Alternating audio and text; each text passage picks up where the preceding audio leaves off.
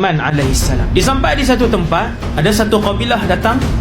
Maka datang kumpulan kaum ini, kabilah ini datang, wahai Dzulqarnain, inna Ya'juj wa Ma'juj mufsiduna fil ardh. Wahai Dzulqarnain, ada satu kumpulan manusia, dua kabilah, Ya'juj dan Ma'juj.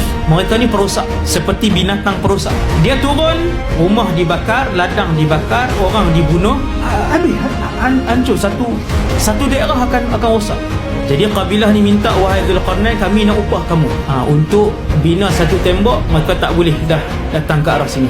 Dia kata tak payahlah, simpan lah, mana yang ada tu simpan, cuma aku nak tenaga buruh pekerja untuk kita bina sebuah tembok gergasi. Bila dia setuju, maka dia pun minta tenaga kerja daripada penduduk daerah tu, semua sekali, berapa puluh ribu yang ada, semua datang.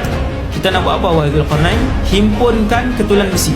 Tuni zubaral hadid, ketulan-ketulan besi. Ketulan besi itu kalian letakkan di antara dua gunung. Di antara dua gunung ini, di tengah-tengah inilah nak diisikan ketulan besi.